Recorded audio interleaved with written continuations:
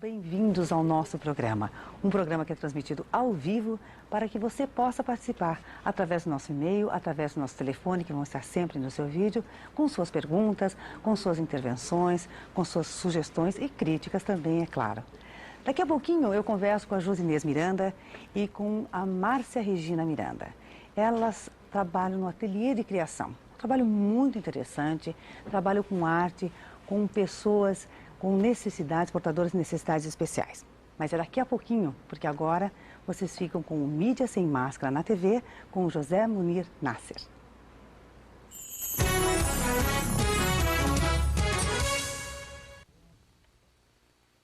Então, boa tarde a todos. Muito embora eu seja só o comentarista econômico do Mídia Sem Máscara, estou hoje aqui substituindo o professor Olavo de Carvalho, que não pôde estar conosco. E queria então dizer, relembrando a todos, que o objetivo central do Mídia Sem Máscara é pôr em debate aqui, franco, aberto e direto, pontos da vida da sociedade brasileira e, sobretudo, assuntos que a mídia, de alguma outra maneira, a qual esteja dando uma interpretação insuficiente ou errônea. Dentro desse panorama, portanto, o professor Olavo hoje convidou aqui para estar conosco uma pessoa que vai nos ajudar muito a entender alguns aspectos disso. E eu tenho aqui muito prazer em apresentar a vocês o professor Percival Pugina, de que eu preciso falar alguma coisa. O professor Percival Pugina é arquiteto de formação e escritor de prática. Ele é assessor do governador Rigoto, do Rio Grande do Sul, onde ele dirige a Fundação Tarso Dutra de Estudos Políticos. A razão pela qual a vinda do professor Pugina aqui é importante é que ele, em outubro de 2004, publicou um livro chamado A Tragédia da Utopia, que é o resultado de duas visitas que ele fez a Cuba. E ele, então, fez lá a apreciação dos fatos importantes sobre a vida de Cuba. E quando ele os compara com aquilo que, de modo geral, os brasileiros dizem sobre Cuba, nasce um certo contraste.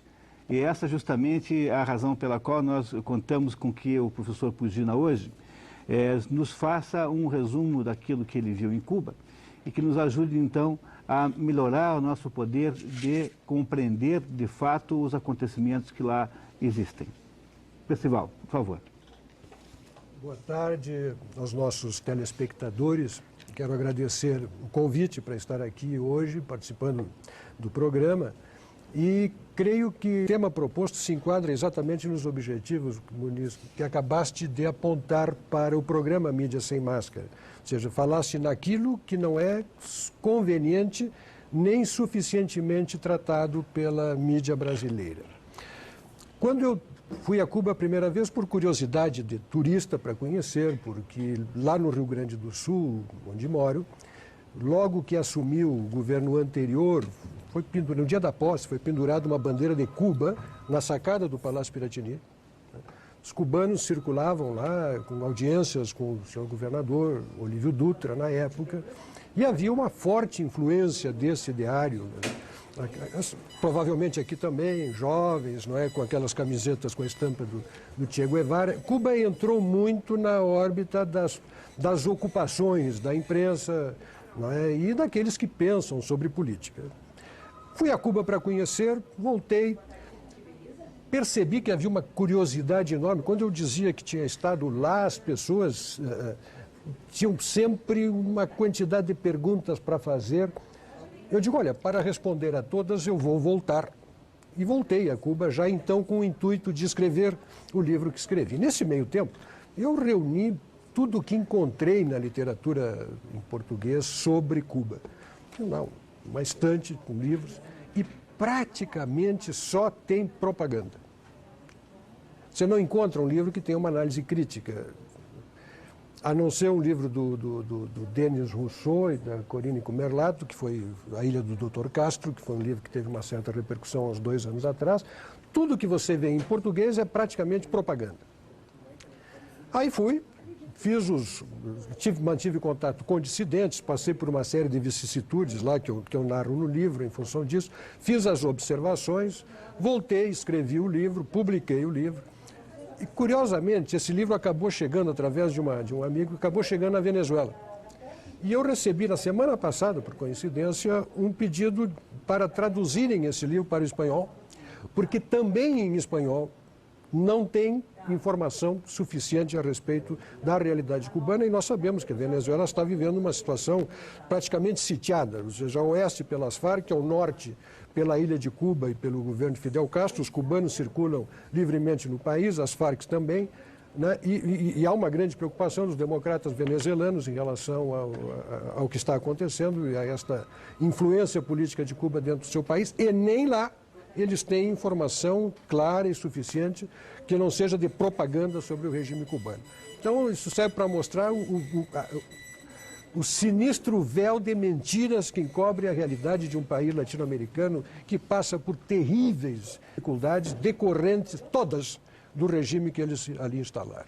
Mas, Gina, a impressão média dos brasileiros, os brasileiros de modo geral, acreditam piamente que a medicina de Cuba, por exemplo, seja uma das melhores do mundo. Então, há inúmeras faculdades no Brasil, têm convênios e trazem professores e médicos de Cuba para nos ensinar a cuidar de medicina popular, por exemplo. Dá para a gente duvidar também disso? Olha, eu não recusaria a ideia de que eles têm uma boa experiência em medicina comunitária. Não recuso. Mas acho que salta aos olhos que um país que vive num isolamento tecnológico, em tudo, né? Como poderia ter produzido tecnologia de ponta na área de saúde pública? Ou seja, quem conhece e sabe como se desenvolve, se produz tecnologia, os processos de integração sem os quais a tecnologia não pode evoluir, não em ritmo rápido e suficiente para acompanhar o progresso da humanidade, como poderia isso acontecer em Cuba, com dificuldades de medicamentos, com dificuldades de aquisição de equipamentos, com absoluta escassez de recursos públicos? Eu, do que vi, e vi bastante, eu diria que os postos de saúde de Cuba estão muito abaixo dos postos de saúde existentes no Brasil. Muito abaixo. Tanto em termos de equipamento, quanto em termos de higiene, quanto em termos de qualidade. O que talvez não tenha lá, e não tem mesmo, é fila, porque há uma abundância na oferta destes postos. Mas que os profissionais de lá sejam mais capacitados que os nossos, nem pensar. É um completo disparate imaginar que isso possa acontecer. Eles têm um atendimento comunitário, bom à população, com uma oferta de serviços. Cuba tem um médico para cada 100 e poucos habitantes. Um médico para cada 100 e poucos habitantes. Ou seja, tem médico guia de turismo, tem médico motorista de táxi. Quando você sai do hotel, você é assediado por pessoas que se oferecem para ser guias turísticos, né? E muitos deles são médicos. Há uma abundância desse profissional, mas com um nível de formação que não há a menor possibilidade de estar equiparado com a medicina dos Estados Unidos, com a medicina europeia e mesmo com a medicina brasileira. Bom, pessoal, por que será então que há um certo fascínio com respeito a Cuba na mídia brasileira, digamos, nos âmbitos intelectuais brasileiros? Há uma espécie de consideração de Cuba como se fosse uma espécie de local idílico, de modelo, de paradigma. Qual será a razão, no fundo, de nós darmos essa atenção toda a alguma coisa que tem lá mais defeitos do que nós imaginamos sempre? Olha, o número de defeitos que se poderia listar, e no meu livro eu relato muitos deles, né? Chega a ser surpreendente para quem vai visitar o país, tendo como informação apenas aquilo que dele se diz no Brasil. Eu acho que aí se reúnem algumas coisas. De um lado, uma inclinação brasileira, sobre o qual nós podemos falar mais adiante, para aceitar as teses da esquerda. Aquelas explicações simplistas sobre economia, que caracterizam o pensamento da esquerda, que costumam ser muito suficientes para a pessoa desinformada e despreparada para avaliar a complexidade dos fenômenos, né? Havia um economista muito conhecido no Brasil que dizia: todo problema econômico tem uma resposta simples e errada. Se for simples, ela é errada porque os problemas são complexos. Então é muito fácil você explicar as dificuldades e as questões econômicas dizendo que temos ricos porque temos pobres porque temos ricos. Isso é uma coisa que o pobre entende com facilidade, né? Ou seja, se tu disseres ao pobre, olha, você é pobre porque o teu dinheiro está com ele, que é rico, né? O pobre vai achar isso uma explicação maravilhosa e suficiente. Mas a gente sabe que economicamente isto é completamente errado. Então, de um lado, esta facilidade. De outro lado, aquele sentido assim de Davi contra Golias, né? Você tem uma pequena ilha, não é, que se arvora na condição de alguém que enfrenta o gigante do norte, o império, não é, em relação ao qual nós, brasileiros, como todos os latino-americanos e os povos atrasados do mundo, jogamos a culpa de todas as nossas infelicidades, como se nós fôssemos competentes, dedicados, zelosos dos nossos próprios interesses, como se tivéssemos sido sempre dirigidos por governantes sábios, por estadistas notáveis, não é? Absolutamente dedicados a nos tornar competentes e competitivos e que tenhamos construído assim uma longa história, mas que apesar de todo este zelo que temos por aquilo que é nosso, não é? Os de fora vêm aqui e nos roubam as nossas riquezas e por isso somos pobres. Também é uma explicação que funciona muito bem para as pessoas simples que não têm capacidade de compreender o quanto nós construímos os nossos próprios problemas por uma série de razões. Então, eu diria que, de um lado, isso explica e responde à pergunta que tu fazes. Quer dizer, temos essa tendência de achar que o fraco é fraco porque o forte é forte. E que o fraco se tornou fraco como consequência da maldade do forte e do poderoso. Torcemos pelo pequeno em relação ao grande. Então, isso é uma das razões pelas quais, eu diria que são as duas principais razões pelas quais Cuba exerce esse fascínio. Mas a pergunta que eu faço e que o povo cubano se faz, e ouvi de uma pessoa na rua, eu relato isso no livro, é a seguinte: fascina que nós estejamos aqui há 45 anos, 46 agora, 45 quando eu escrevi, há 46 anos, tendo como finalidade da existência da nação cubana o enfrentamento aos Estados Unidos? Finalidade da existência? O povo cubano quer isso? Qual é a consequência disso dentro da sociedade? Os cubanos que saíram, tem os números ali no livro, os cubanos que saíram, que abandonaram a ilha e foram morar nos Estados Unidos, hoje produzem nos Estados Unidos um PIB superior ao PIB da ilha. Porque entraram num país onde eles puderam prosperar, onde puderam produzir, onde as coisas avançaram, enquanto a ilha ficou com a sua economia estagnada. Cuba hoje produz menos açúcar do que produzia em 1959. A situação social, a situação econômica cubana é pior do que era então. Cuba, e se fala mal e com razão do regime do Fulgêncio, mas Cuba era a pérola do Caribe. Em que se transformou a pérola do Caribe num presídio, num inferno para os seus cidadãos? Por que ninguém vem de qualquer outro lugar do mundo para ir morar em Cuba? E os cubanos fazem qualquer coisa para abandonar o próprio país? E, Virginia, qual seria o cenário que você entende como mais provável para o país após a morte de Fidel Castro? Olha, essa é uma especulação que eu não quis fazer por escrito, porque seria meramente especulativo, né? Mas a avaliação que tenho hoje é a seguinte: depois de conhecer, né, e depois de saber como funcionam estas coisas e como funcionaram estas coisas em países que implantaram o comunismo, é que se estabelece, em primeiro lugar, uma carência de políticos no país. Como se não tem liberdade, você não tem oposição, você só tem um partido. Quem não está no partido e tem opinião contrária do governo é declarado dissidente e passa por toda sorte de problemas. Vai contar seus dias de vida provavelmente na prisão se fizer qualquer coisa. Se falar contra, mais prisão se inscrever, né? E penas muito maiores, como por exemplo se tentar fugir, como aconteceu em 2003 lá, com aquela coisa horrorosa que foi a condenação dos 3 negritos, como falou o Fidel Castro, a pena de morte, né? Eles, entre o fato que deu origem ao sequestro do barco para fugirem e a execução dos 3 negritos, decorreram 8 dias. Para aí se ver como funciona, né, o sistema punitivo e judicial cubano. Então, como é que funciona a coisa lá? Você tem uma estrutura política, o politburo deles, o comitê central do partido, o parlamento cubano, onde estão estas lideranças. Fidel Castro é há quase meio século, ele é o polarizador político do país. Mas não podemos desconhecer que há uma estrutura de poder por trás, solidamente instalada, que não tem interesse em abdicar das suas prerrogativas, porque são os exercentes de um poder absoluto sobre a sociedade, sem controle, sem mediação de poder judiciário, sem qualquer forma de mediação para os conflitos existentes. Com esta autoridade totalitária e o mecanismo de poder instalado na ilha, os detentores de poder, na minha avaliação, não vão abrir mão. Eu não creio que a morte de Fidel Castro, que está no horizonte qualquer aí na frente, vá alterar por si mesmo, substancialmente, esta realidade. Eu acredito que haverá uma substituição de poder, como aconteceu nos países comunistas durante décadas ao longo da história. Quer comentar alguma coisa? Uma pergunta, Pugina, que me intriga é o seguinte: você esteve lá como primeira vez como turista e a segunda como jornalista, imagino. Você contou com a contribuição das autoridades? Eles o receberam bem?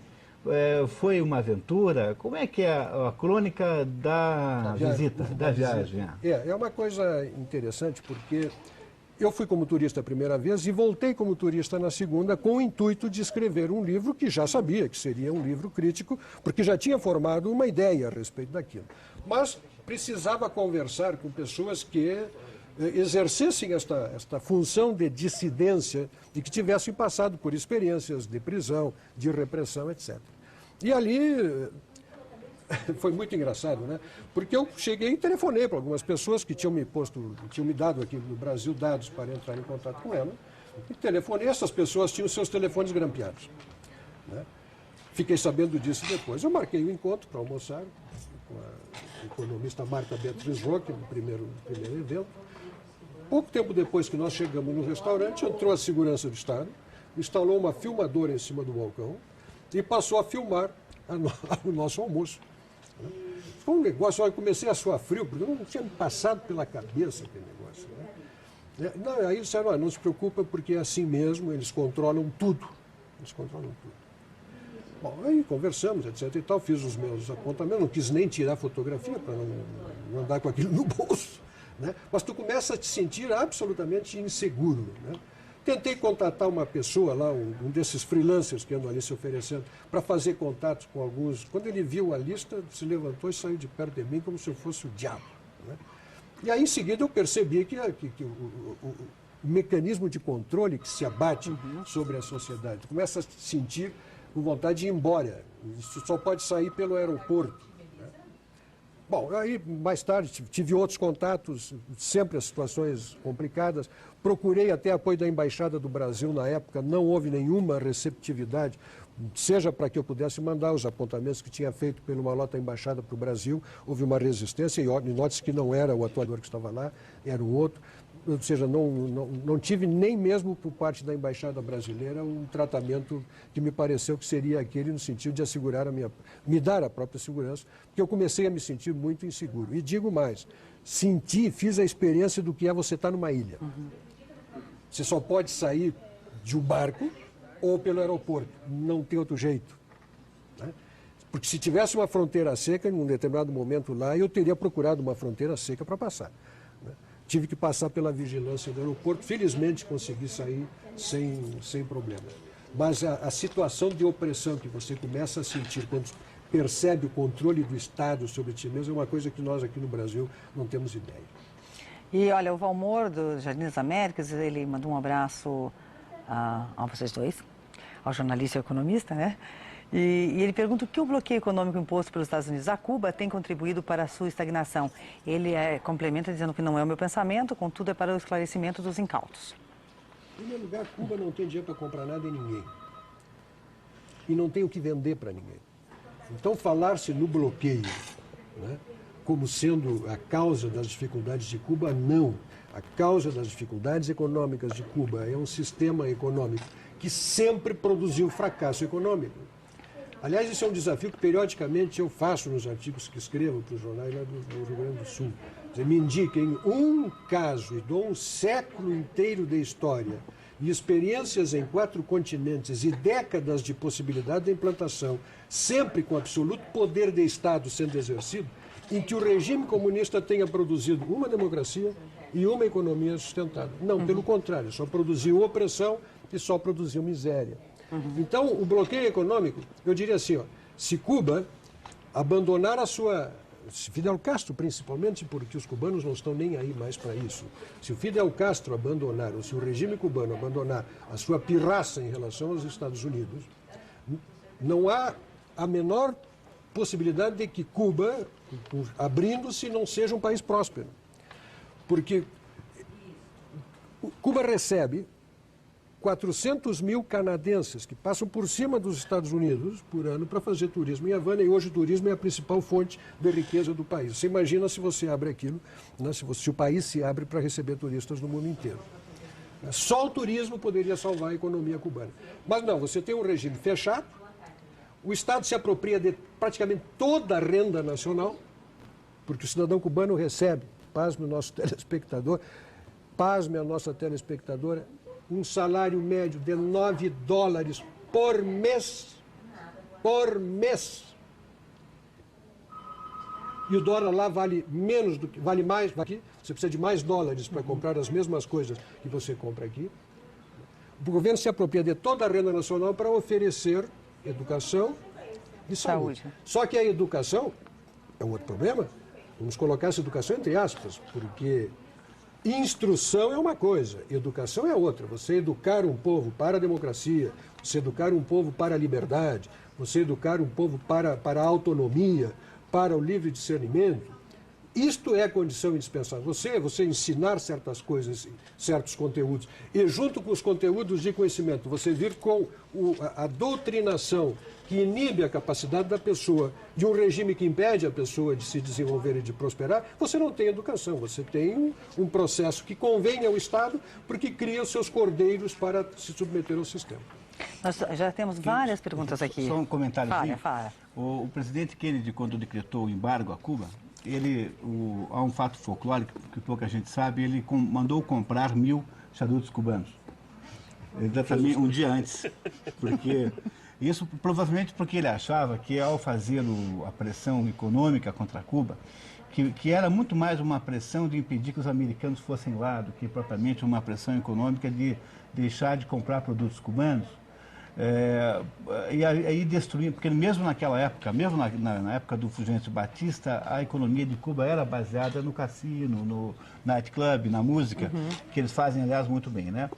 Então, provavelmente, o Kennedy achava que fazendo essa pressão iria derrubar o governo dos comunistas e aí retomaria as relações normalmente. Bom, o engraçado sobre a questão do embargo econômico americano é que os próprios cubanos diziam que a razão da sua miséria era justamente o comércio com os Estados Unidos. Então, antes do embargo, os americanos eram culpados de serem a origem dos males de Cuba. Aí os americanos fizeram um embargo e depois do embargo os americanos passam a ser os culpados pelo embargo a Cuba, justamente quando eles atenderam os desejos dos líderes socialistas cubanos que achavam que o capitalismo lhes chupava o sangue, chupava la sangre, como se dizia em Cuba naquela época. Bom, então eu acho que é importante dizer o seguinte, o embargo contra Cuba foi só dos Estados Unidos e durante todo o tempo, via Espanha, sobretudo, depois via Canadá, os cubanos tiveram comércio normal com o resto do mundo. E não é no embargo econômico que estão os males de Cuba. O embargo econômico é uma espécie de argumento político que você usa para continuar sustentando uma espécie de retórica revolucionária, que é o que faz Cuba ser o que é. Cuba vive de uma retórica revolucionária. Só se pensa isso, um cubano menos avisado certamente pensa que está lutando a Terceira Guerra Mundial contra os Estados Unidos. E só parece importante que o nosso telespectador reflita sobre o seguinte. Há um livro que causou uma influência tremenda na América Latina. É o livro do Eduardo Galeano, Veias Abertas na América Latina. Esse livro explica a pobreza, as dificuldades da América Latina, pela exploração de que foi sistematicamente vítima ao longo da história. Como eu disse, como se nós tivéssemos sempre sido bem governados, se os nossos governantes gastassem com prudência, não é? Se as nossas contas públicas sempre tivessem fechado com austeridade, com rigor. não é? Como se sempre tivéssemos estimulado o país e os brasileiros a se tornarem competentes e competitivos. A culpa é sempre da exploração estrangeira. Muito bem, então o que aconteceu com Cuba? Em 1960, 59 e 60, todo o patrimônio produtivo da ilha saiu das mãos de quem quer que fosse e caiu no colo do Estado cubano. Sem que o Estado cubano gastasse um centavo com isso. Desapropriou tudo que era produtivo no país. O que aconteceu com a remessa de lucros? Cessou? Cessou por completo. Em 61, logo depois, Cuba entrou para a órbita soviética e estabeleceu acordos comerciais e de cooperação militar e tudo mais com a União Soviética altamente vantajosos para o governo cubano. Em outras palavras, usando a analogia de Galeano, cravou a seringa na artéria dos russos. E começou a vender açúcar para a União Soviética na proporção que conseguisse produzir por um preço muito superior ao praticado no mercado internacional e os russos pagavam. E passou a receber petróleo de Cuba e petróleo da União Soviética, e petróleo é fundamental para Cuba, porque Cuba não tem geração de energia de outra fonte que não seja do petróleo, e passou a receber petróleo por preço abaixo do preço do mercado. Cravou a artéria, puxou o sangue do soviético. E ficou 30 anos na miséria. E ficou 30 anos na miséria. Como é que fica a tese do seu Galeano? A culpa é do embargo, mas durante 30 anos eles tentaram viver às custas da mesada da União Soviética e não conseguiram construir uma economia nacional, pelo contrário, a produção sempre decrescente, o setor industrial entrando em colapso. Cuba é o país das coisas velhas, gastas e estragadas. E a culpa é dos americanos agora. E olha, não vamos falar sobre Cuba, hein? Nós temos muita coisa a conversar aqui, temos que aproveitar o Pugina aqui hoje. Eu digo, Cuba é um museu que merece ser visitado. Se o senhor tiver opções, vão e vejam. E depois percebam quanto lhe mentem. Olha, a Elizabeth do Centro mora em Miami e diz que o senhor Percival está de parabéns por estar falando tudo o que realmente acontece. Ela está encantada. Obrigada, Elizabeth, pela tua audiência. Ferreira José quer saber onde encontrar o livro do Percival e qual editora. Então, fala aí para nós o teu livro, que está quase esgotado. Não, já está esgotado. A primeira edição está já esgotada, mas tem jeito de comprar. Esgotado. Tem jeito. Você pode entrar no meu site, o meu site é www.pugina.org, ele tem um link onde eu ainda tenho alguns volumes que recebi da editora, que eu posso eventualmente fornecer para quem solicitar. www.pugina.org. Agora, rapidamente, explica para o Paulo do Portão qual o papel do Che Guevara na formação do comunismo em Cuba. Na minha avaliação, não foi relevante. O Fidel Castro já era comunista, o Che Guevara era um revolucionário, né, que foi se tornando... Aliás, eu acho que vale a pena assistir o filme aquele Diários de Motocicleta, desde que a pessoa não seja ingênua, não é, para imaginar que o Che Guevara sempre foi aquilo que é mostrado no filme. Eu acho que o filme serve para mostrar como uma ideologia que o Che não tinha quando começou a viagem pode transformar alguém no guerrilheiro, no bandido em que ele se tornou, né? A influência foi principalmente do Fidel Castro. O Fidel Castro conseguiu instalar né, um regime pelo qual ele eliminou todos os que estavam à volta de si, nada diferente do que fez Stalin, né? Eliminou todos os seus possíveis concorrentes para permanecer no poder e ficou no poder durante meio século e está por aí. O Che Guevara foi um guerrilheiro que não teria tido significado maior se não tivesse morrido jovem. Como morreu jovem e tem aquela figura simpática, né, ele hoje seria um homem de 70 anos, não teria mais graça nenhuma, como o próprio Fidel não tem. Mas como morreu jovem, ele ficou com esse carisma, digamos assim, do revolucionário. Mas foi incompetente como médico, foi incompetente como motociclista, para quem viu o filme, foi incompetente como guerrilheiro, foi incompetente como diretor do Banco Central de Cuba. Esse senhor realmente não.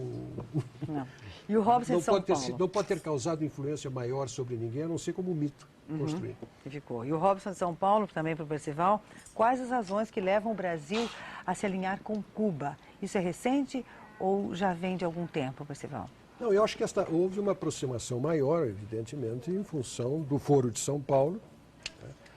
a ascensão do Lula ao poder, né? O embaixador que está lá hoje é uma figura da copa e da cozinha, do governo revolucionário, né? O nosso ministro Zé Dirceu, você vê que esteve lá, morou lá, foi oficial do Exército Cubano.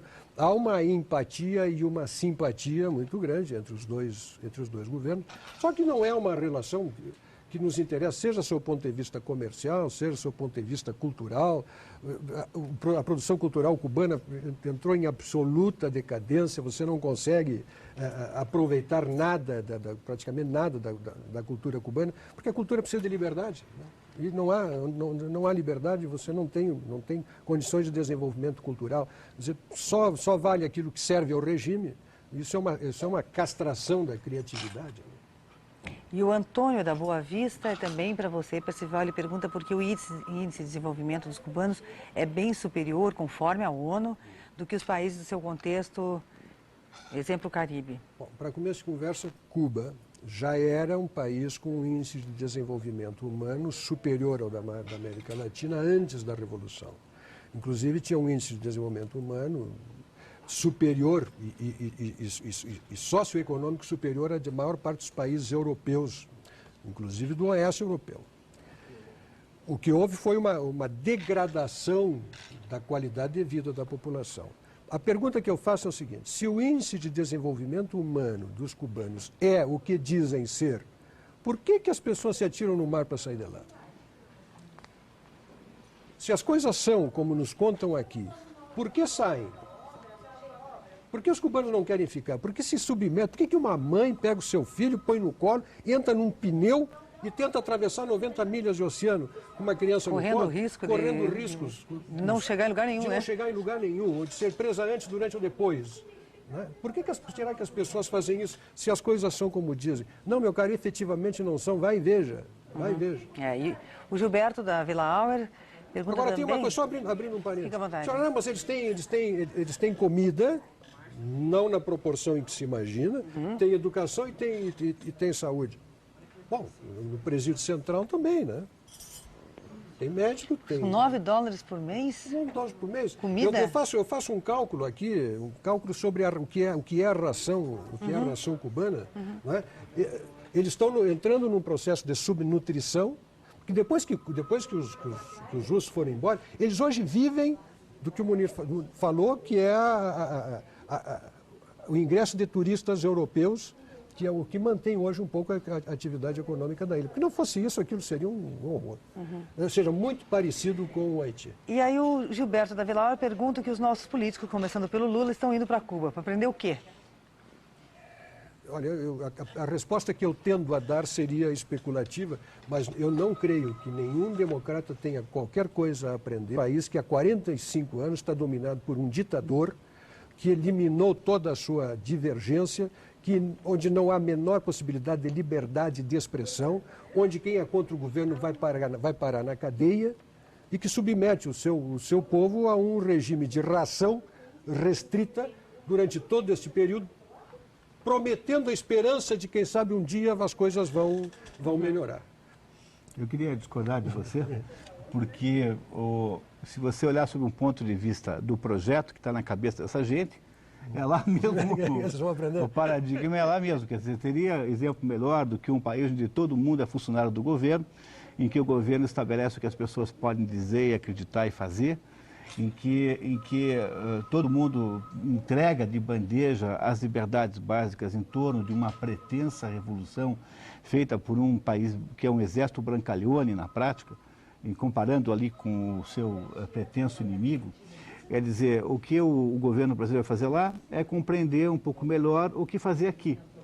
E não fosse isso, nós não nos importaríamos com Cuba, porque Cuba não teria a menor importância, seria apenas alguma coisa folclórica, sim, seria tão importante quanto uma ditadurazinha africana, se não fosse o paradigma para o governo, para o Estado, para o partido dominante, ou seja, para a inteligência brasileira.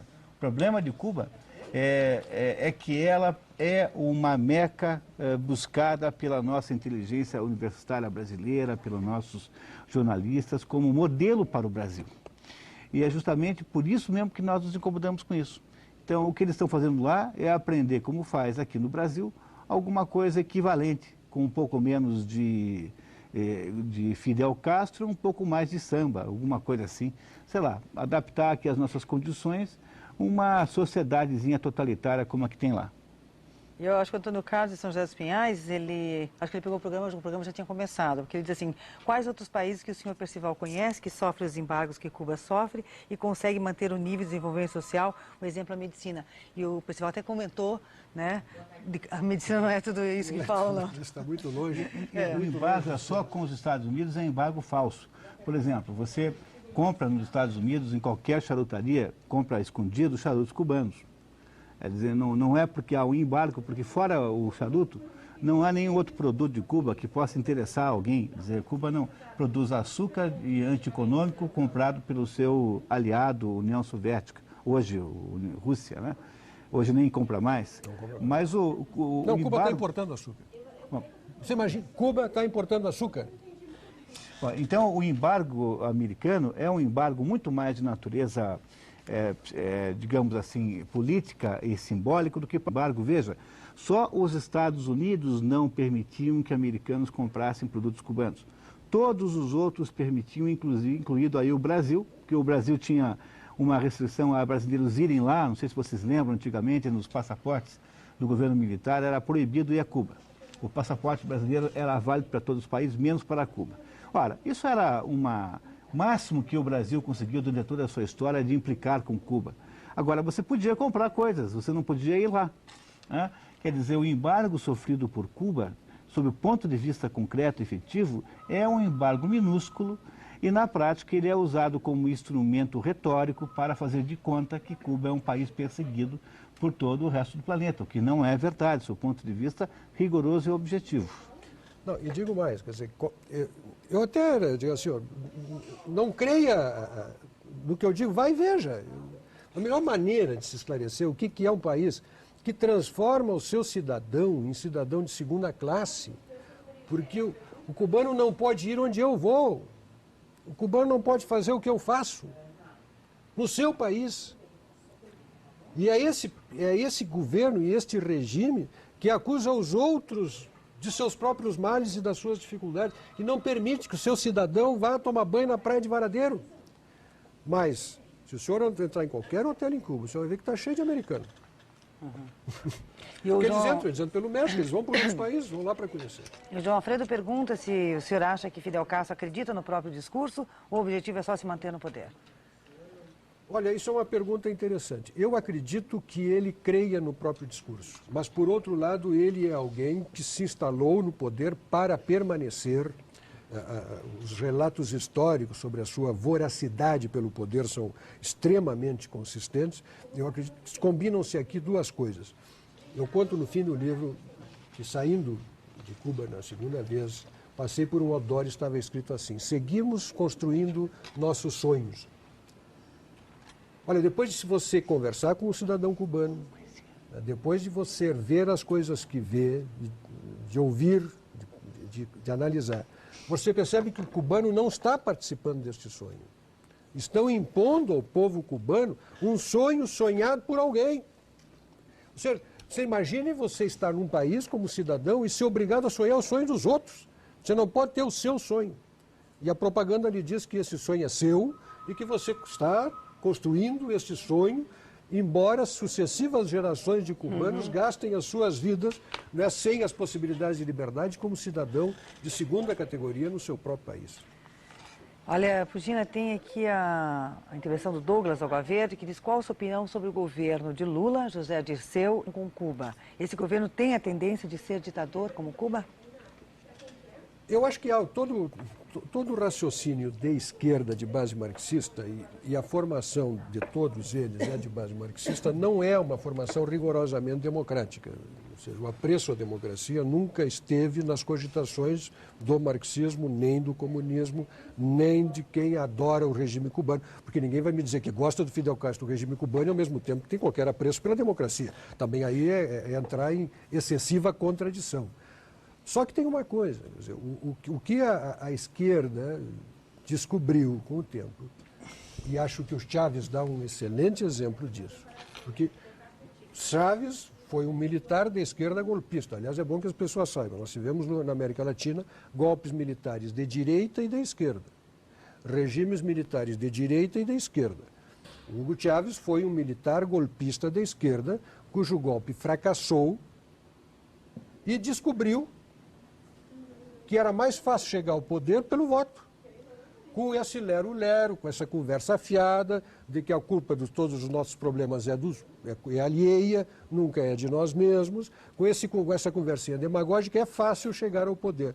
Chávez chegou ao poder na Venezuela, Lula chegou ao poder aqui. Só que o Brasil é um país mais complicado que a Venezuela. O Brasil é um país muito mais complicado que Cuba, é um país com 170 milhões de habitantes, 180 milhões. Não dá para se fazer as coisas do mesmo jeito. Mas eu diria que, sob o ponto de vista ideológico, estão próximos, sempre estiveram próximos. Meu Deus, a declaração do Lula para Cuba na reunião do Foro de São Paulo, em Havana, quando ele olha para o Fidel e diz para o Fidel: tua face está enrugada, Fidel, mas tu nunca traíste os interesses do teu povo. Né? Eu acho que quem faz esta louvação de um ditador daquele quilate, né, que chacinou dezenas de milhares de seus compatriotas por motivos políticos para permanecer no poder, não pode ter o apreço pela democracia que se proclama.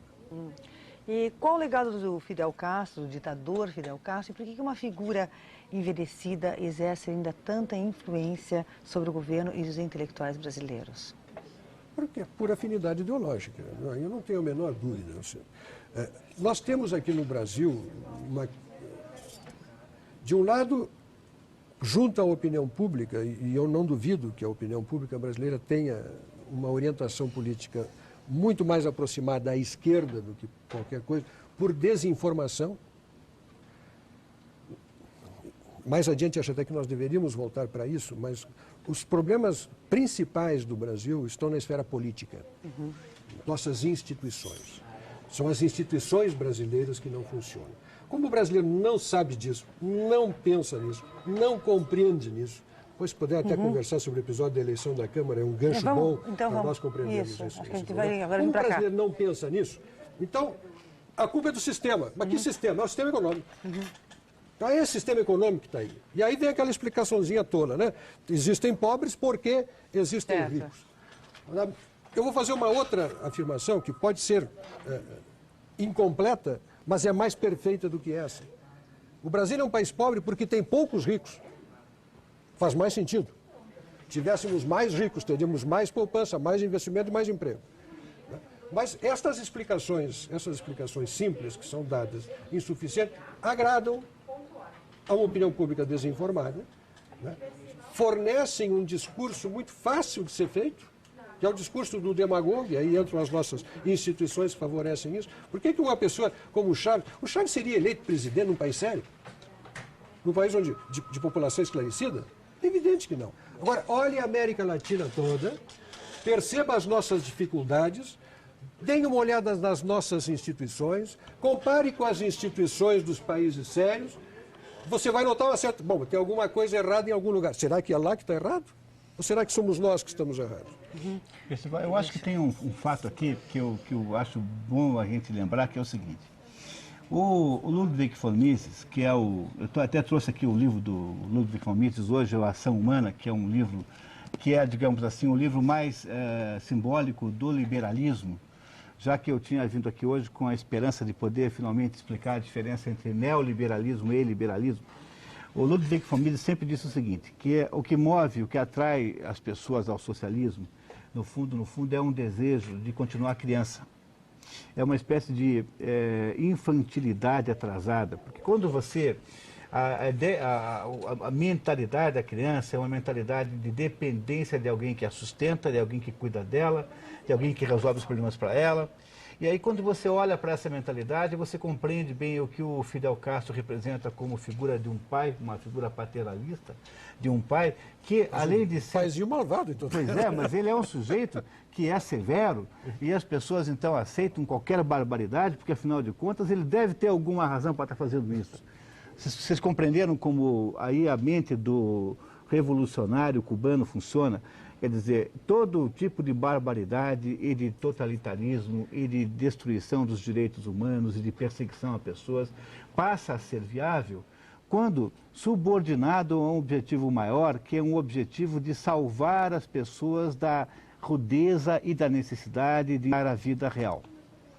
Então, o que eu diria é que se tem algum fator psicológico que está liderando aí esta adesão completamente indiscriminada, ou quase indiscriminada, da intelectualidade brasileira ao modelo Cuba, é o fato de que eles também veem nisso uma espécie de realização do seu desejo de ser dependente psicológico, financeiro de alguém que sabe como as coisas são, ou seja, o Estado, o governo, Fidel Castro, o que quer que seja, esse pai provedor chamado Estado, que então, já que a lógica do sistema tornou-se assim, esse pai provedor, então, usa todo o recurso que puder, a sua disponibilidade, para produzir o maior conjunto de controles econômicos e controles sociais possível.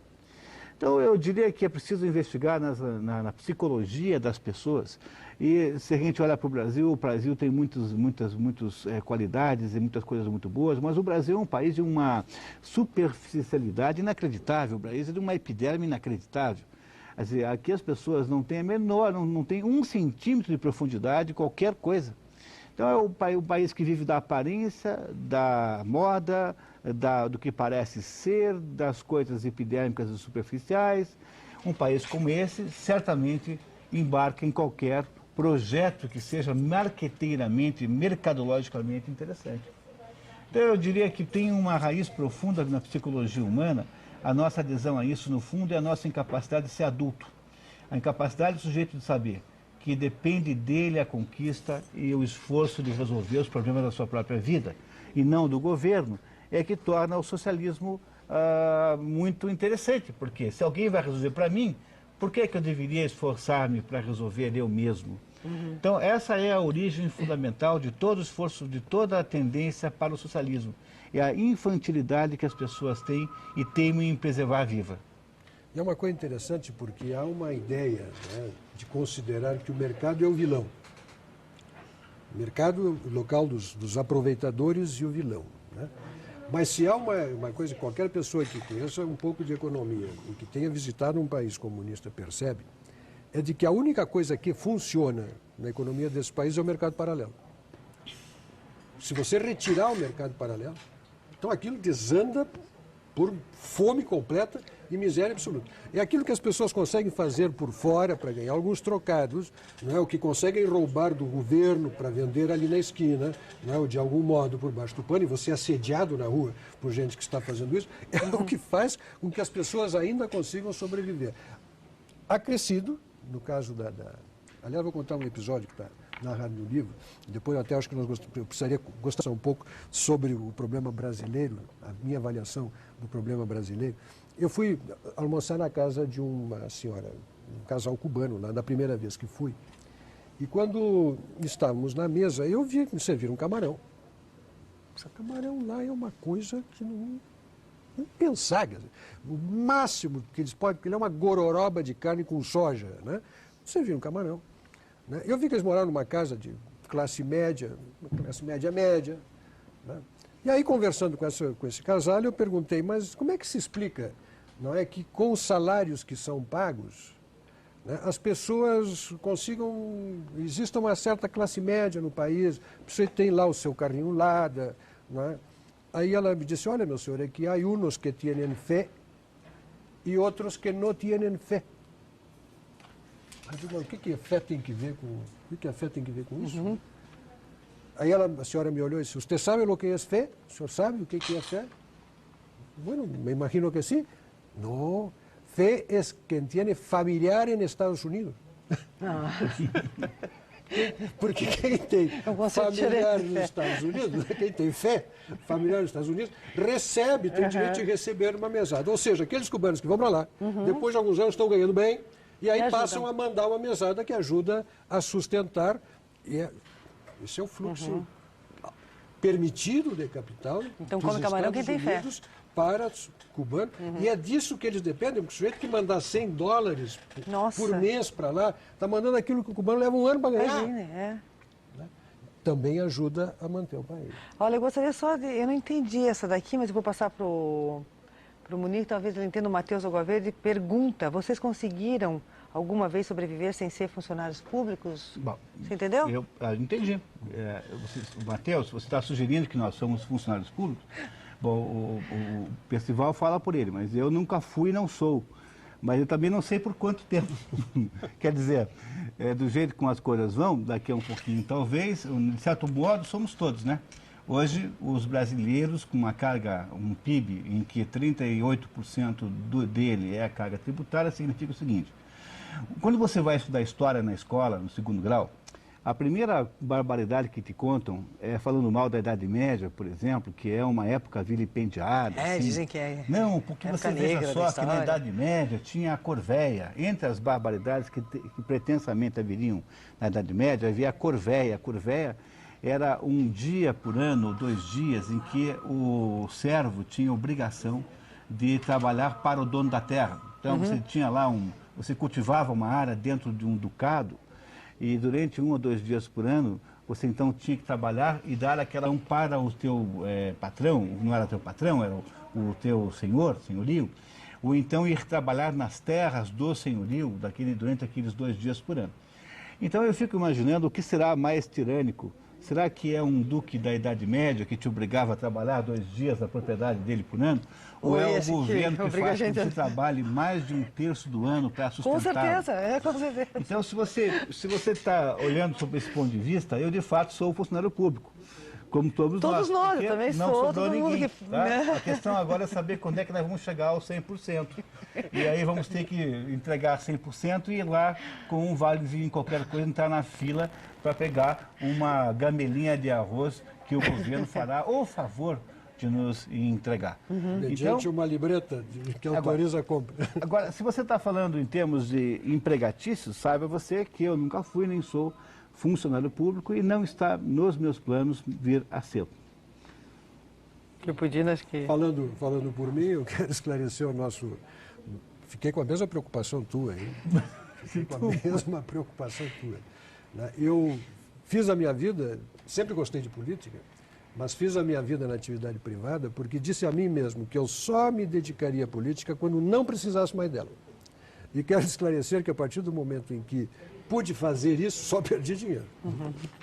Fugina, nós falamos há pouco, você citou até a eleição da Câmara dos Deputados, né, que o Severino Cavalcante venceu a eleição. E é possível encarar essa derrota do governo como séria ou trata apenas de um contratempo que pode ser superado? Eu estava assistindo esse episódio, eu me lembrei daquele sambinha clássico do Moreira da Silva, em que ele é chamado por um telegrama da Mary, né, e ele, o herói de Wichita, o herói de Wichita vai enfrentar o bandoleiro adversário. E é disparado tanto tiro no salão que até hoje ninguém sabe quem morreu. Eu garanto que foi ele garante que fui eu. Lembram disso? Bom, eu depois, no dia seguinte à eleição, eu fiquei com a mesma dúvida. Até hoje não sabe quem perdeu. Porque o Grinaldi disse que quem perdeu foi o governo. O Lula, lá da Guiana, disse que quem perdeu foi o PT. E o PT disse que quem perdeu foi o Grinaldi, que por sua vez disse que quem perdeu foi o governo, que disse que quem perdeu foi o PT e que disse que quem perdeu foi o Grinaldi.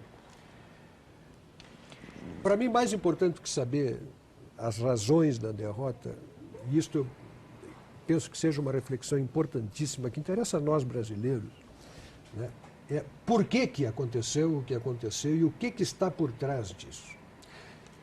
Provavelmente o senhor e a senhora que estão nos assistindo não gostam da política brasileira e pensam que política é sempre assim. Saibam, não é. A política que temos é consequência e que comungamos com toda a América Latina dos infortúnios que eu descrevi, e procure ver se não há uma relação entre uma coisa e outra. A política que temos é consequência do modelo político que adotamos e que compartilhamos com a América Latina, que adota esse mesmo modelo político nosso. Qual é a lógica de um sistema em que não é a maioria que faz o governo, mas é o governo que tem que fazer a maioria? Uma vez eleito o presidente da República, num país como no Brasil, onde existem no Congresso Nacional, na Câmara dos Deputados, 14 partidos políticos, A maior bancada, entre 503, a maior bancada tem 91 deputados. Portanto, o senhor tem 14 minorias e nenhuma maioria. Qual é a lógica de um modelo político que permite que se tenha, no Poder Legislativo Nacional, 14 minorias e, em tese, nenhuma maioria? O presidente se elege, se ele não montar uma maioria parlamentar, ele vai ter imensa dificuldade para governar. Então, a regra do jogo, como ela é burra, que não é a maioria que faz o governo que tem que fazer a maioria, obriga o presidente da República a ir atrás da maioria. Como é que ele monta essa maioria? O presidente Lula achou o mecanismo dele, que é mais ou menos semelhante aos outros, só que ele tornou isso exponencial. Nós temos 35 ministérios. Eu duvido que o senhor saiba o nome de 10, eu não digo 10 ministros, de 10 ministérios. O que mostra que deve ter uns 20 aí, pelo menos, que se desaparecer ninguém vai sentir falta, porque ninguém sabe o que é nem o que faz.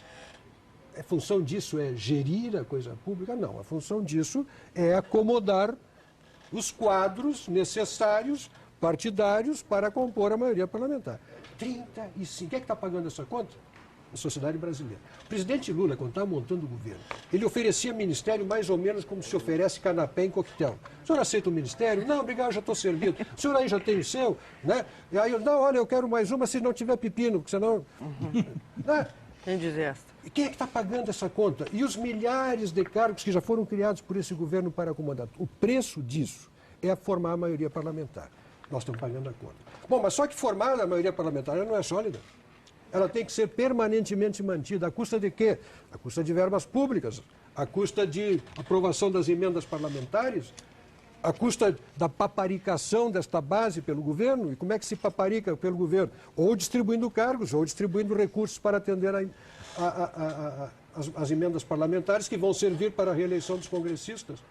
Isto é preço pago pelo país por um sistema político burro, de concepção idiota, uma regra do jogo que desmoraliza o país, que desmoraliza o governo, que faz com que aqueles 300 que o Lula, quando era deputado, apontava existir no Congresso Nacional, estejam hoje todos na base do governo.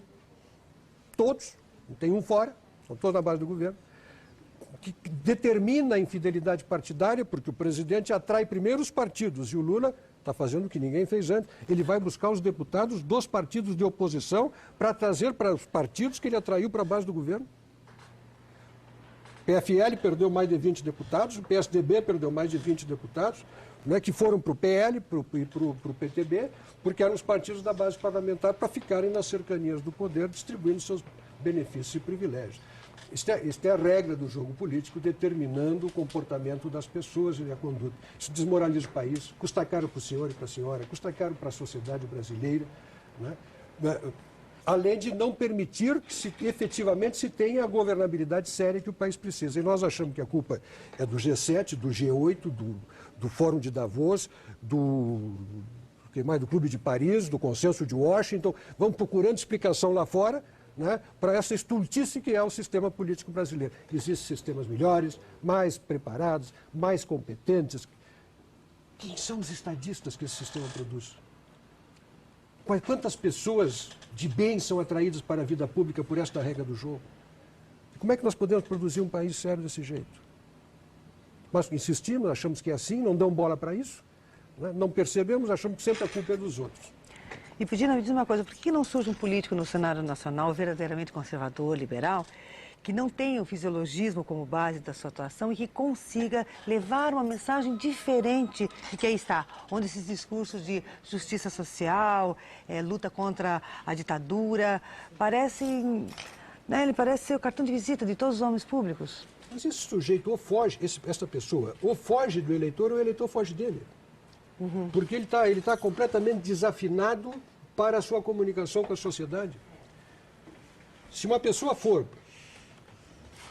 para um meio de comunicação, eu faço isso. Começar a falar a verdade. Como eu não sou candidato a nada, não tenho interesse, eu quero fazer as pessoas pensarem seriamente sobre não ganha eleição. Não estou pensando em eleição.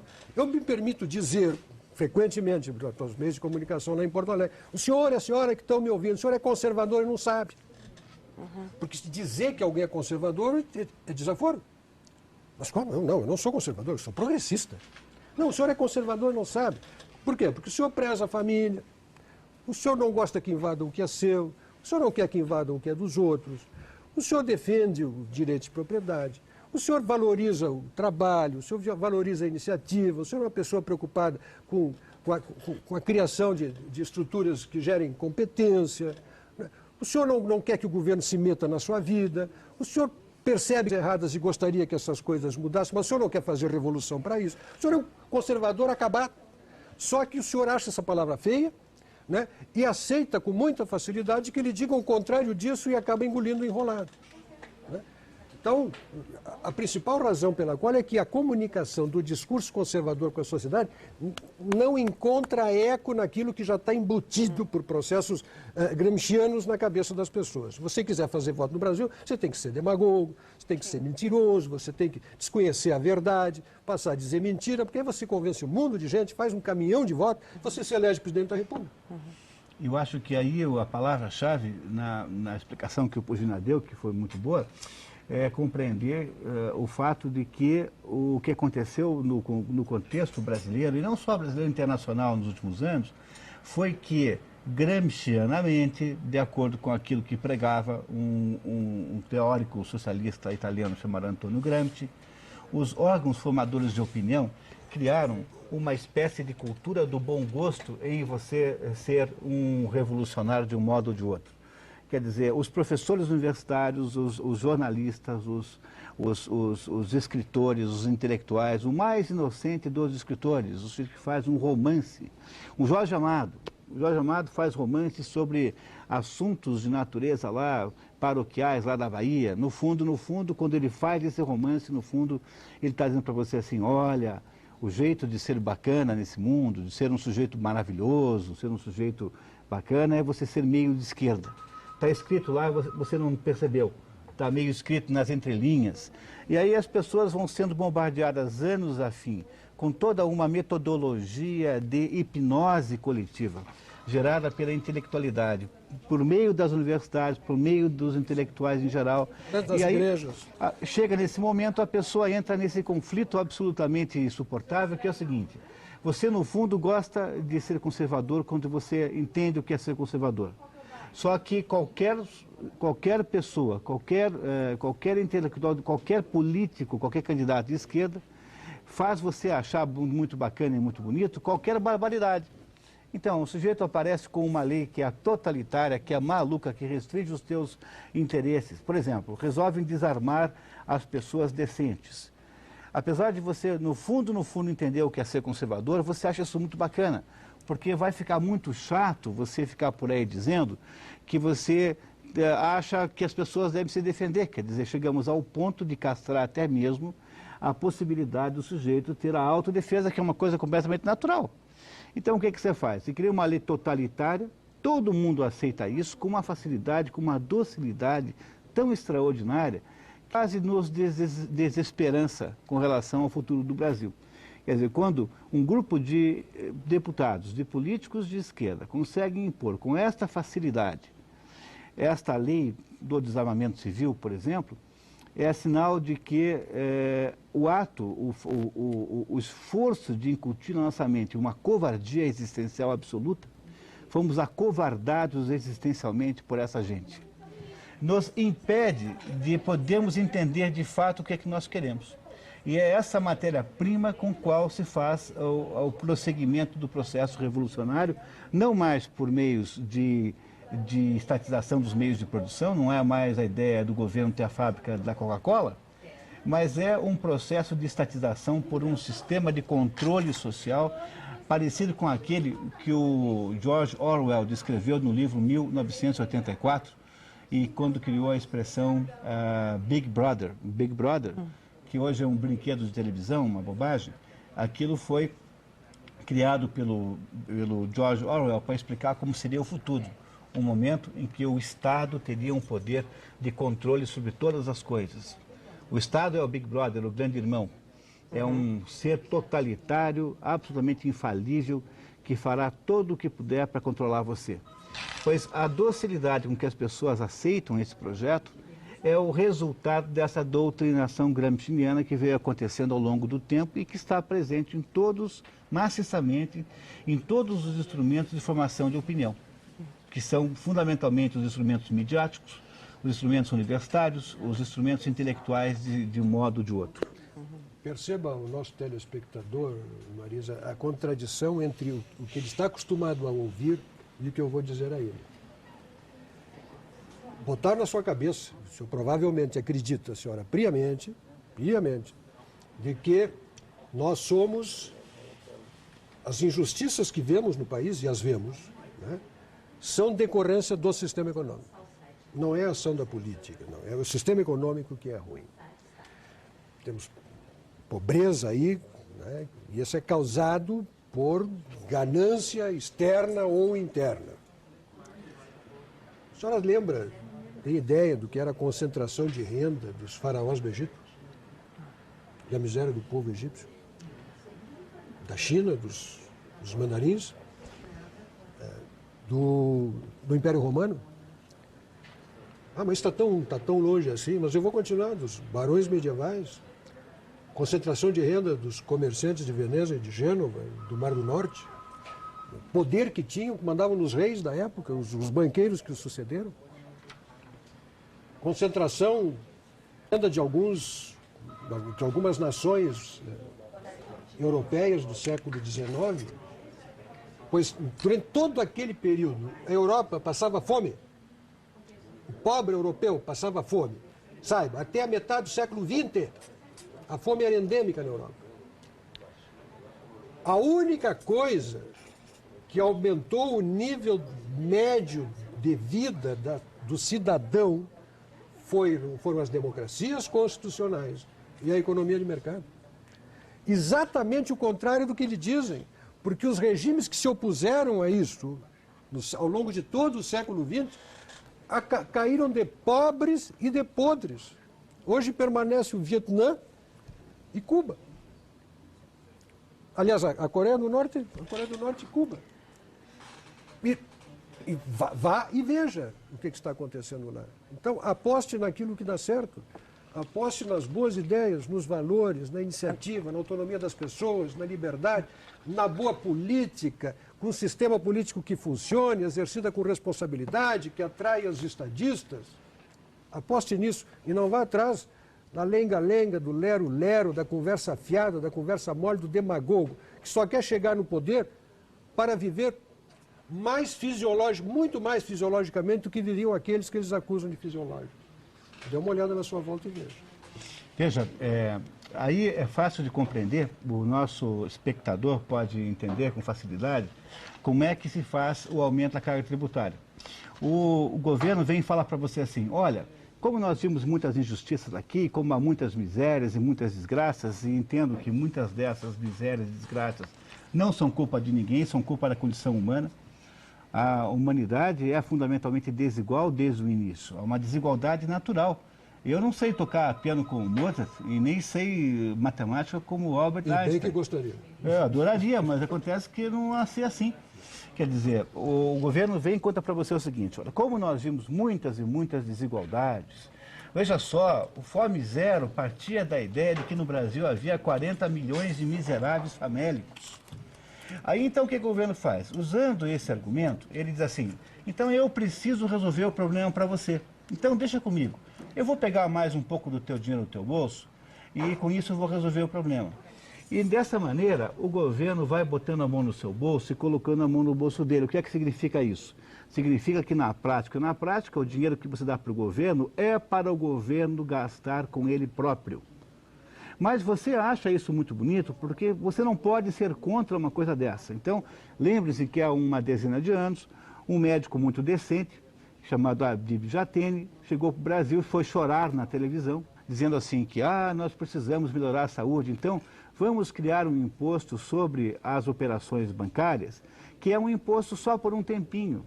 Nunca mais ele vai sair daí. Bom, o resultado disso é que o imposto nunca mais vai embora, a sua alíquota será aumentada progressivamente e nem por isso os outros impostos sairão. Na verdade, os outros continuarão aí.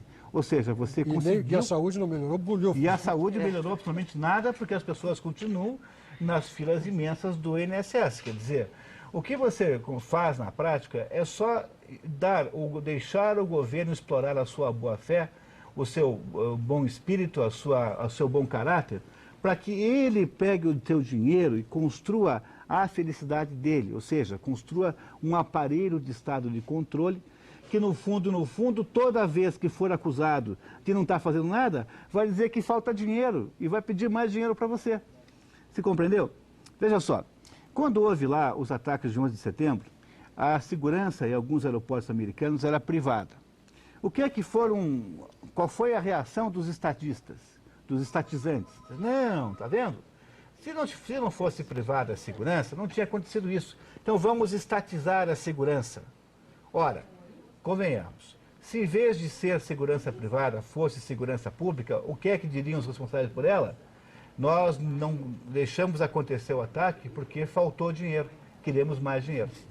Quer dizer, a lógica maluca em que você entra, quer dizer, na hora em que nós permitimos que isso aconteça, nós estamos gerando uma espécie de mecanismo perverso, cujo resultado final será certamente a estatização de tudo. Na hora em que o governo, basta alegar um bom objetivo, e você acredita nisso, e você topa, e você não se rebela, e você não se revolta, e você não pressiona contra, então eles terão uma oportunidade, terão a possibilidade de produzir a quantidade de estatização que bem entenderem. E para que é que eles querem esse dinheiro? Para financiar a própria existência. É a viagem da barra de gelo. Eles pegam aquela barra de gelo na origem e quando chega lá no objetivo social, chega um pouquinho de água porque o negócio derreteu no caminho. E derrete onde? Nos milhares e milhares e milhares de pessoas ociosas e pessoas desnecessárias que tripulam os ministérios, secretarias, órgãos públicos, instituições públicas, que são, no fundo, a origem de todo o problema econômico brasileiro. Pois o Brasil hoje é uma sociedade de gente que trabalha muito para sustentar essa turma. E nós só vamos parar de fazer isso na hora que a gente disser que não pode ser mais do que tanto. Não é a lei da responsabilidade fiscal que vai resolver o problema. É a limitação de arrecadação mesmo. É colocar um teto máximo na possibilidade de o Estado arrecadar impostos, sobre qualquer que seja, sobre qualquer nome que seja. Não há outro modo. Então eu queria mostrar a vocês com isso o quanto nós estamos permitindo que nos enganem e que nos tapeiem de um jeito absolutamente simples e fácil. Nunca fomos tão facilmente enganados como agora. Mas como que a gente pode também fazer, Munir, para mudar isso? Se é tudo votado lá em Brasília, se é tudo feito lá em Brasília, votando, elegendo. Olha, é preciso várias medidas. Mas é aquilo que o Pugina falou, os caras chegam, que você também comentou, os caras chegam, falam tudo de bom, mentem, enganam, e até tem uma interferência aqui, uma intervenção do Arnaldo de Perdiz, lá de São Paulo, que diz, se prepare, falou para o Pugina, pois dentro de umas 3 eleições para presidente, que nos espera um pastor como presidente, pois ele sabe falar o que o povo quer ouvir. Mas olha, se fosse um pastor ainda, um sujeito com boas intenções, querendo só ajudá-lo religiosamente, mesmo que ele queira ganhar um dinheirinho, mesmo que seja um pastor meio vigarista, mas que não quisesse construir, que não quisesse tomar conta da sua alma, que não quisesse censurar o que você diz, que não quisesse censurar o seu modo de ser, que não quisesse totalitariamente tomar conta de tudo, eu acho que era muito melhor. Olha, Elisa, você falou, esquecendo de falar no Ouro para o Brasil, falando no discurso atual sobre, cabe exemplificar, o Ouro para o Brasil, lembra do Ouro para o Brasil? O Brasil foi um movimento que aconteceu aí na década de 60, no início, em que o Brasil, mobilizado por um sentimento cívico, fez um esforço, as pessoas davam os seus objetos de ouro para o Estado.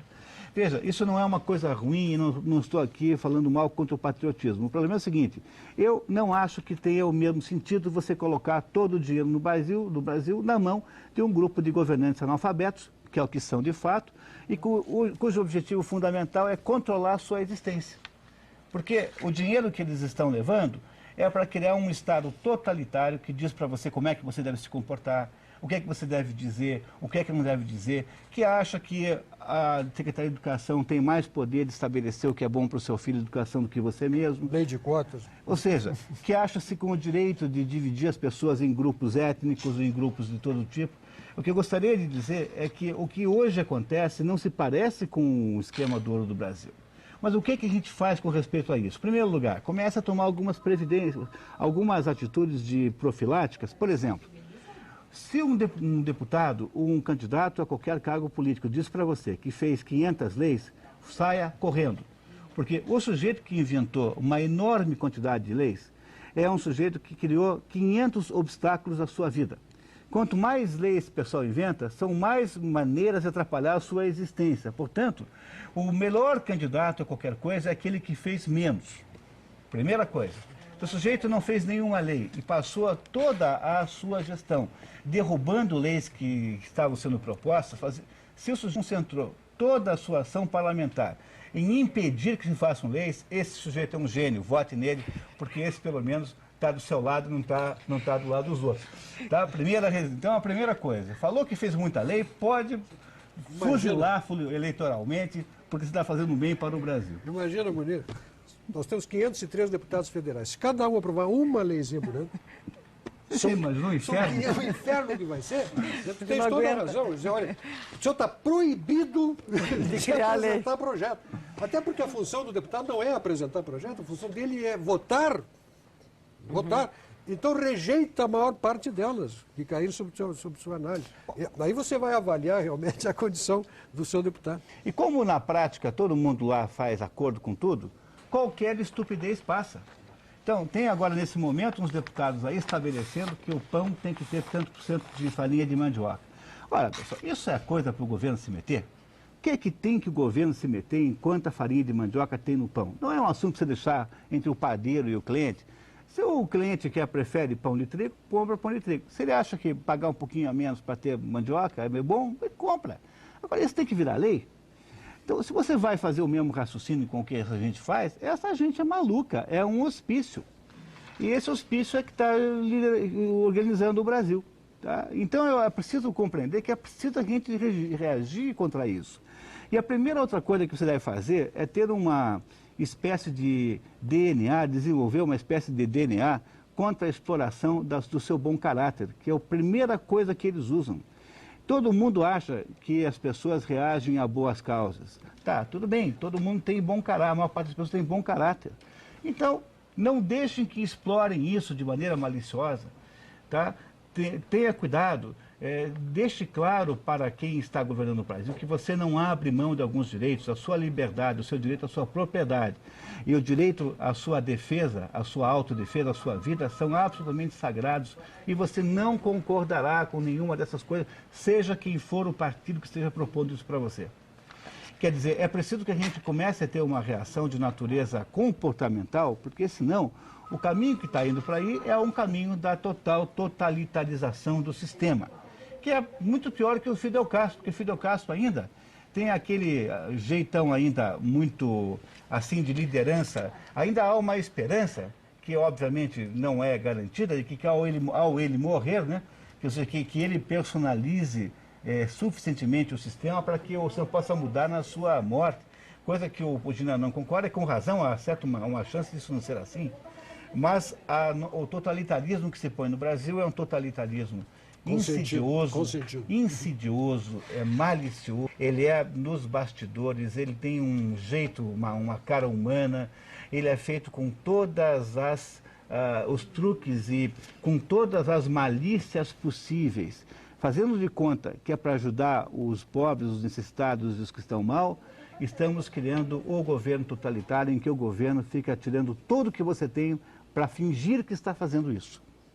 E olha, agora nós vamos ter acho que nós temos só 10 minutinhos para o encerramento do Mídia Sem Máscara e nós vamos a um outro assunto que eu também acho importante a gente abordar ainda hoje.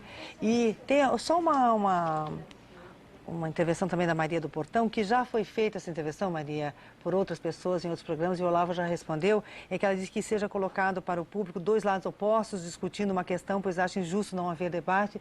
Não sei se você quer falar sobre isso, sobre aquilo que o Olavo falou, que é o que está na mídia todo dia, a gente está falando aqui, está defendendo um outro ponto de vista. Então, na verdade... Maria, olha, o problema é o seguinte, há uma desproporção absolutamente desumana, uma assimetria inacreditável entre o que nós estamos falando aqui e o contrário. Toda a mídia, toda a comunidade universitária, todos os órgãos de comunicação, você quer compensar o que está ouvindo aqui? Assista o Fantástico de noite. Então, Aí, a parte do nosso programa, que consiste em apresentar o outro lado, estará presente no Fantástico Hoje à Noite. Por favor, assista a partir das 8 horas. Entendeu? Então, não faz sentido a gente criar aqui um grupo de debate para diluir os nossos parcos 90 minutos aqui que nós temos para contar para você alguma coisa nova. A gente gostaria que você compreendesse o mundo sob um outro ponto de vista. Nós não estamos sozinhos nesse processo de contar para você isso. Você está ouvindo coisas de todos os outros lados que são contrárias e opostas ao que nós estamos dizendo. Então, vamos lá, né, Maria? Seja condescendente e generosa, imagine. Nesses 90 minutos aqui, pelo menos nesse tempinho, nós temos o direito de contar um pouquinho o outro lado. É tá? isso, e nós temos agora 8 minutinhos. A outra parte você vê no Fantástico à Noite. Ou amanhã no Jornal Nacional, Jornal da Globo, Bom Dia Brasil. Você pode comprar qualquer grande jornal que está lá, a revista Veja, segunda-feira está aí, você pode assistir o resto do outro lado. Olha só, vamos falar um pouquinho dessa questão agrária, né, que voltou à tona nos últimos dias após a morte daquela religiosa americana lá no Pará, né? E como o senhor encara o fato de que ações recentes promovidas pelo MST, como a tortura de 2 policiais, o assassinato de um deles em Pernambuco, a tortura de um funcionário de uma fazenda do Rio Grande do Sul, né? Eles não estão causando repercussão na grande mídia, no governo? Primeiro vamos aproveitar um tempinho, falar um pouquinho sobre a questão agrária e essa questão do direito à terra. Eu me pergunto ao senhor e à senhora, há um direito rural à terra, ou seja, o cidadão nasce titular do direito a um pedaço de chão? Se o senhor tende a dizer que sim, eu lhe pergunto como se exerceria esse direito no Japão. Você vai ganhar a sua terra num potinho, numa caixinha, está aqui o que te corresponde. Então, o direito à terra não é um direito natural do ser humano. Primeiro ponto. Segundo ponto, todas as economias desenvolvidas reduzem radicalmente a sua população rural e com hoje 2%, 3% e a tendência é diminuir, produzem o suficiente para alimentar as cidades. Então se fala assim, não, mas acontece que todos os países fizeram a sua reforma agrária, né? E o Brasil não fez ainda.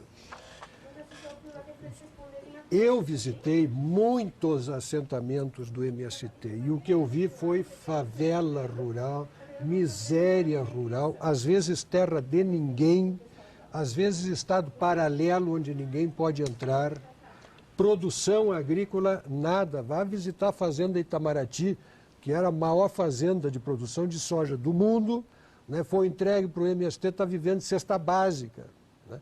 Esta é a reforma agrária. De fato, vários países europeus fizeram as suas reformas agrárias. No século XIX,